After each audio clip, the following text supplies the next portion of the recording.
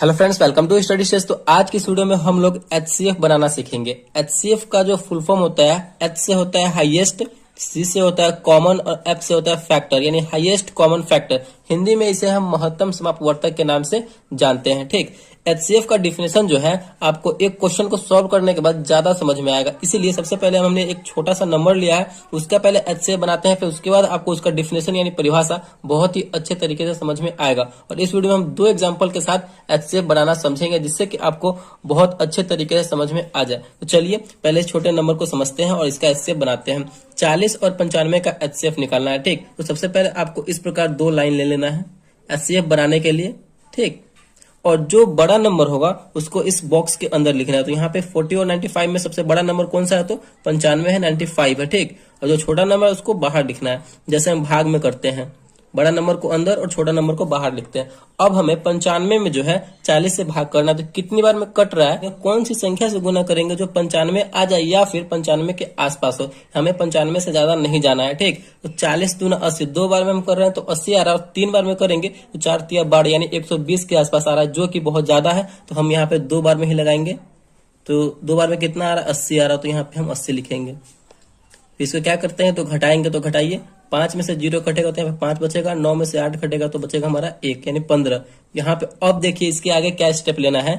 यहाँ पे जो नंबर है, यहाँ पे जो भी नंबर रहेगा, इतना करने के बाद इस नंबर को उठा करके हमें यहाँ पे लिखना है। तो यहाँ पे हम लिखेंगे 40 को, 40 नंबर, तो यहाँ पे हम लिखेंगे। फिर अब हमें इस 40 में कितना से भाग देना? तो इसी संख्या से 15 से भाग देना है। कितनी बार में कटेगा?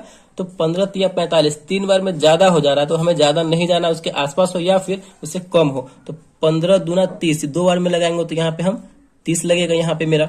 अब इसको फिर क्या करेंगे, तो घटाएंगे। तो घटाइए, 0 का 0, 4 में से 3 घटेगा तो हमारा बचेगा 1। फिर वही स्टेप हमें अपनाना है। फिर इसी नंबर को, जिस नंबर से हमने भाग लगाया, उसी नंबर को लिख करके यहाँ पे हमें लिख देना है। ये हम तब तक प्रोसेस करते रहेंगे जब तक कि हमारा ये पूरा कट ना जाए, यानी 0 नहीं आ जाए। 0 आ जाएगा तो वहीं पे हमारा एचसीएफ जो है समाप्त हो जाएगा। ठीक, तो अब हमें क्या करना है, इस 15 में कितना से डिवाइड करना है? तो 10 से डिवाइड करना है। इस बात को ध्यान रखना है। तो कितनी बार में कटेगा? 10 दूना 20, दो बार में ज्यादा हो जा रहा है तो एक बार में ही लगाएंगे। 10 से कम 10। फिर क्या करेंगे, माइनस करेंगे। 5 में से 0 जाएगा तो 5, और 1 में से 1 जाएगा तो यहाँ पे कट जाएगा, यानी 0 लिखेंगे। ठीक, अब हमें फिर इसी नंबर को यहाँ पे उठा करके लाना है। तो यहाँ पे लिया है 10 है तो 10 उठा के लिया। अब हमें 10 में कितना से भाग करना है? तो 5 से भाग करना है। तो ये कितनी बार में कटेगा? 5 दूना 10, दो बार में। यहाँ फाइनली जो है हमारा पूरा दो बार में कट जा रहा है। 5 दूना 10 यानी कि यहाँ पे ये कट गया। तो जहां पे ये कटेगा और जिस लास्ट में जहां पे कट रहा है और जिस नंबर से हमने भाग दिया है, वही उसका एचसीएफ हो जाता है। ठीक, इस बात को हमेशा आपको ध्यान रखना है। तो यहाँ पे इस नंबर से लास्ट में हमने भाग दिया 5 से, तो ये 5 ही जो है एचसीएफ हो जाएगा।